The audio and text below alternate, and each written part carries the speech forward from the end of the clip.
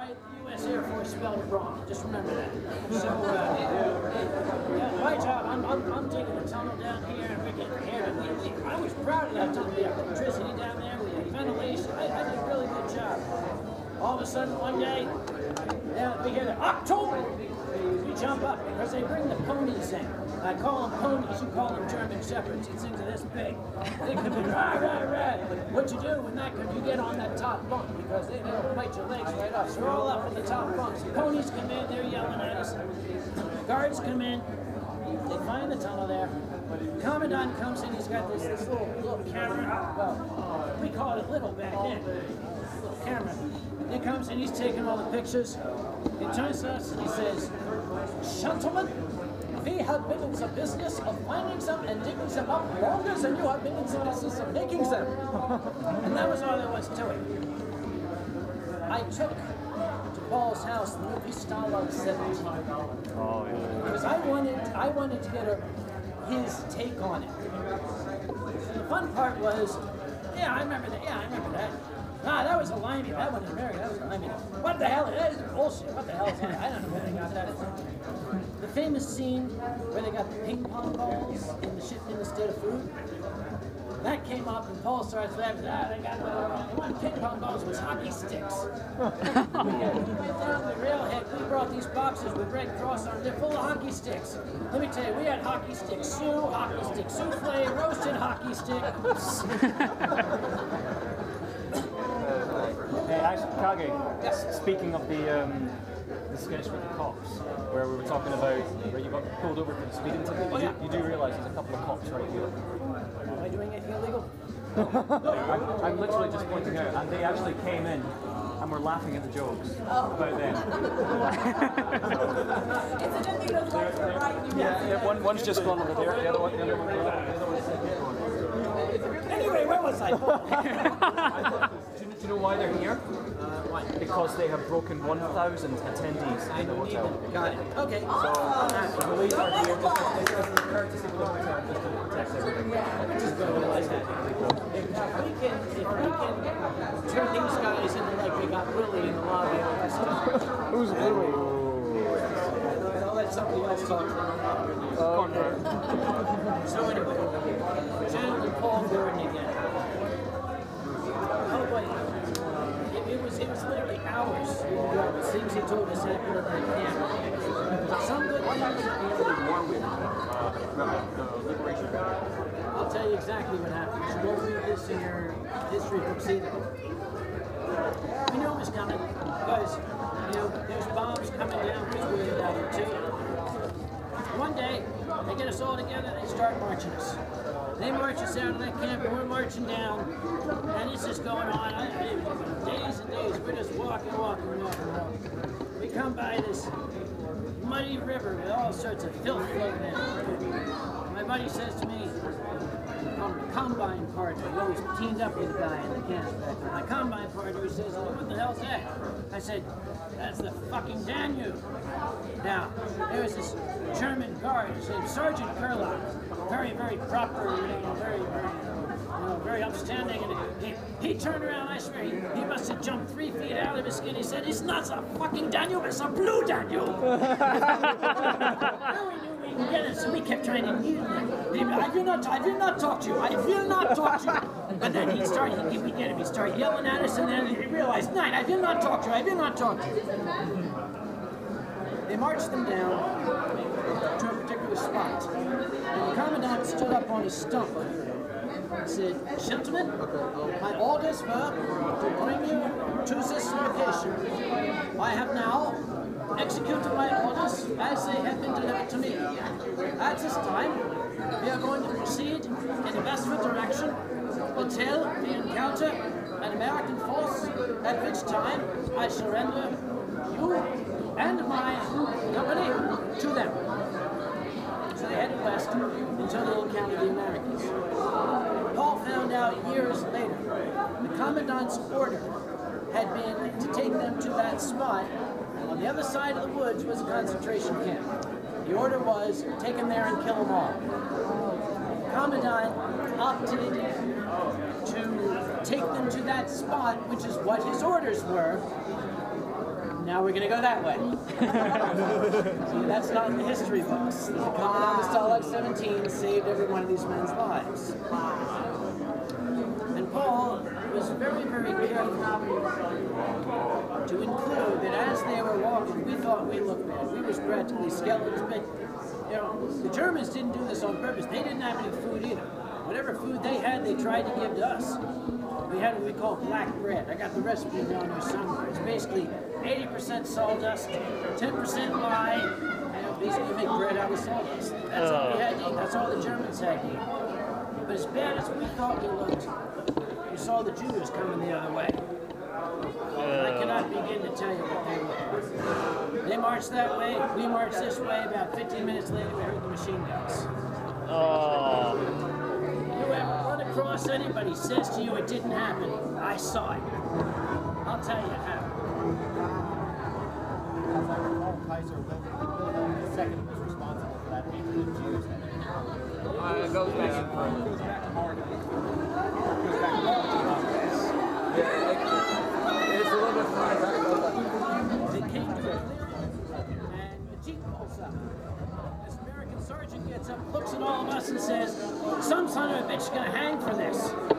I said, "What? Do I look that bad? What?" Well, the first thing they do, they bring us this big plate of food.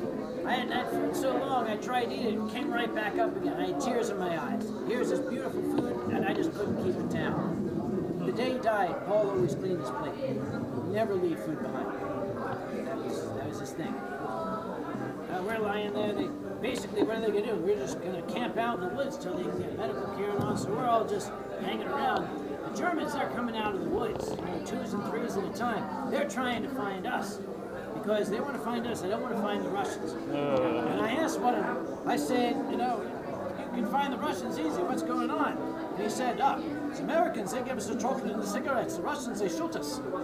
Yep. These guys come out now. You can tell. You get guys, they're in their 40s and their 50s wearing a private's uniform, all their sleeves down here. These guys ain't no private. So every guy comes out. I'm sitting there watching. The big sergeant at arms. He comes out. He tells everyone, "Take your shirt off. Take your shirt off. You, shirt off. Moose, get it off." I'm thinking there's something funny about this guy. I want to see what he's on there. Shirts off. These guys coming out. He's looking at them, turning them all around like these pieces of meat, and then he sends them over there. There's one guy come out. The sergeant says, "Take off your shirt." German says, "Nein." He's got an SS tattoo. Another guy comes up, bam! Rifle, the back of his head drops, and they pick him up, they rip off his shirt. Yeah, he's got the SS tattoo right there. Sergeant goes, pop! Right in the forehead. I said, "You son of a bitch, what the hell are you doing? That man was a prisoner, he was surrendering." The sergeant said, "No, he wasn't, he was escaping. Didn't you see?" Yep. So, SS, drop yeah, him. SS, there was no prisoners back Drop then. him. Because these 10 guys, they found the camp. So they didn't have anything for the SS guys. No mercy. No mercy for them on that. After the war, Paul kept up a correspondence with a German fighter pilot by the name of Otto Stamberg. We know it was Otto who shot him down because Otto had a picture, here's a tail of a B-17 with Otto standing there next to it, and it's it's the tail So that's how I know it was him. The Luftwaffe records give the kill to a different pilot, but that picture kind of says it all. This is my plane. Yeah. And Otto, at one point, he always wrote in German. Paul would have it translated. They would send their cards back and forth. He wrote one day, "I just want to make sure you know that I wasn't shooting at you. I was shooting at your engines. My job was to take down the plane, and I really feel badly about the members of your crew who didn't make it out." Paul said, that's war. That's what you got to do.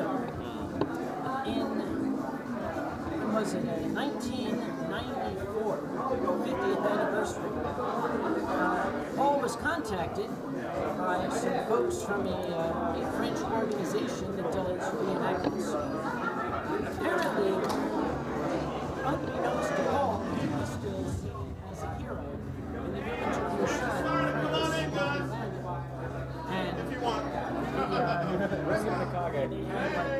were teaching the school kids, they called him the man who fell from the sky.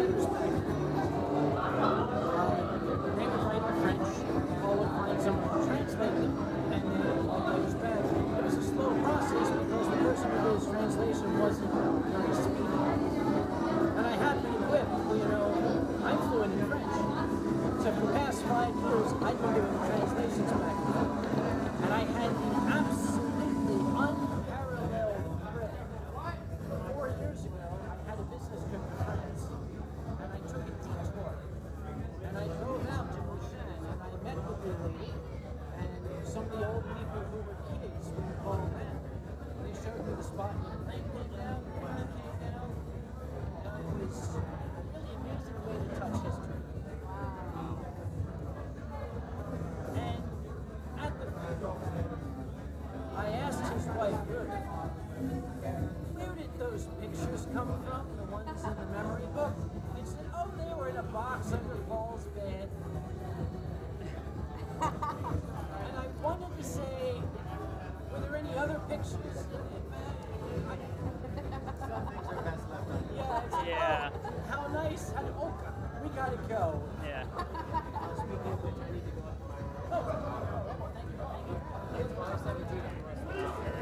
I'll probably be dead. I don't know how you're We wanted to know what you thought of the wine. It's still pretty good. Still drinking it at least. Yeah. The problem is, I had to slow down on stage because I've kind of been going all day. I don't want to fall down prematurely. Especially not off the stage. That would probably hurt. And that's like a fursuit who dived to catch you. Yeah. Kind of like, it was like this morning. I couldn't tell if that was bedhead you had or if you were just still out of it. This morning at the diner, I saw you in there in the eating breakfast or whatever. You had the look of death on your face. Yeah, that was called. Waking up. Well, it was called. I went to bed at about 2 a.m. last night, drunk off my skull. I woke up 5 hours later, still drunk. And I don't know. That's what it looked like. Then you knew you were having a Exactly. whiskey hangover. Oh God. No. Admiral Nelson Spice Rum. Nobody can beat that hangover story. I might be able to, but that's a story for another day. Yeah. No. 11 shots. I slept this far for 30 pat moms. Have a good night. In the bathroom. It was amazing. I'm trying to. 100 milliliters straight to me. Now that you've moved, is Dr. K still your personal physician? I'm trying to get him to go to bed, and he's screaming, "Bowl, bowl!" And he couldn't stand up. He stood up. He wanted a bowl next to him, so he just lay down in the bathroom and go to bed. I saw Dr. K last when I left Pennsylvania. And about 6 months ago. What do you want to do for food? What time is I went to it? visit my parents. It's 11. And my dad sat me down and handed me a newspaper. Yeah, I don't have any food. Yeah. It said, local physician indicted on fraud charges. I was like, what the fuck?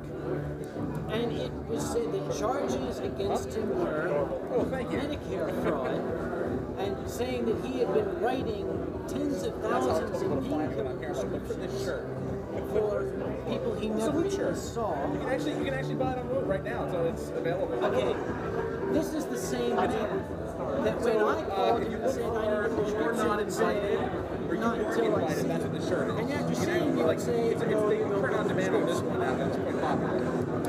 I was having trouble reconciling the charges. I was like, no. Now, Oh, wow. I don't know what's going on. Maybe he double up. Do know Actually, we just got our first bag of crap about 4 months ago. Honestly, it wasn't very good. I was kind of disappointed.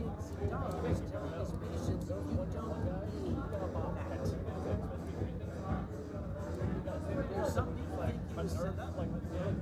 Some people think, oh my God, it was a different time. Right now, he's in prison. They didn't try it. So, no, he's not my physician anymore. He can't be. I guess it was. Yeah. What was it?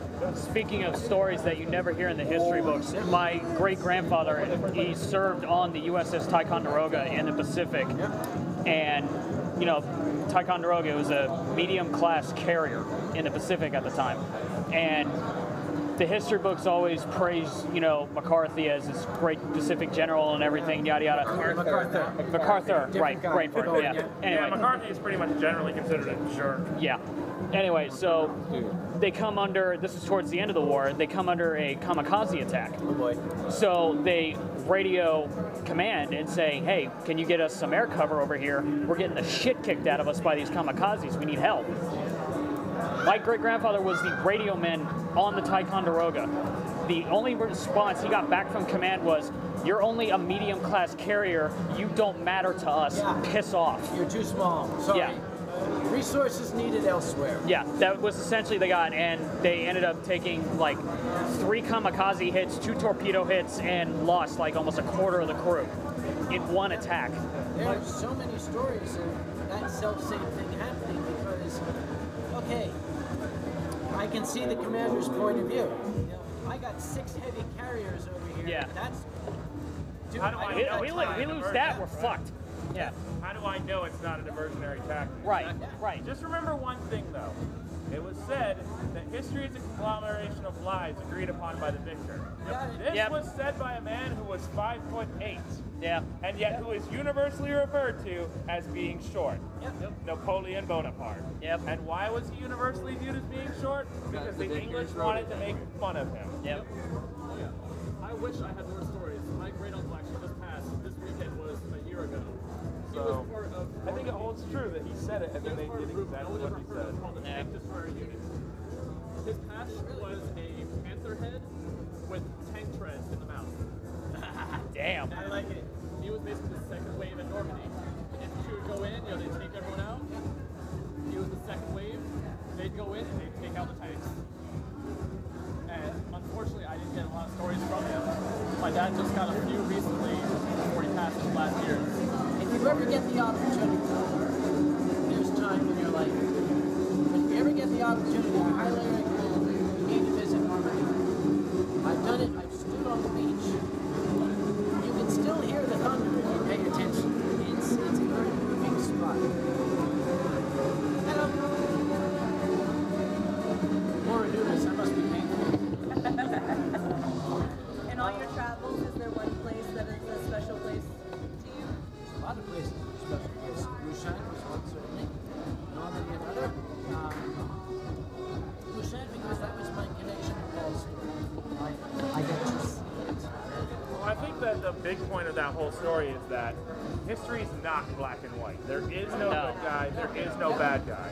If you actually, Heroes on both sides. I grew up in, well, didn't grow up, but I lived in Chattanooga, Tennessee for a while. And I'll tell you right now, that even in the South, they don't tell you the Confederate side of the story. No. But it is not what they will tell you in the history books. It is very different. Yeah. Yeah. And the other part is, while they'll tell you how bad things were in the South for the slaves, let's talk about the factory conditions for workers living in New York City. Yeah, during that same period. During that same city. Yeah. At least this, They called it wage slavery for a reason. Or Yeah, what about no, the but- coal miners? yeah, My in great-grandfather Kentucky. and his son worked in the coal mines. There were many coal explosions out of like And 300 men. My you weren't even compensated, you weren't even cared for. You were simply, well, we gotta find another. That was the biggest concern when you died was, oh, we need to find another. Who's stupid enough to do it? You're just peon number 724. Oppression is not an issue of location. It is not one person oppressing another. It is a person with power always oppressing anyone and everyone that they can exploit at any time.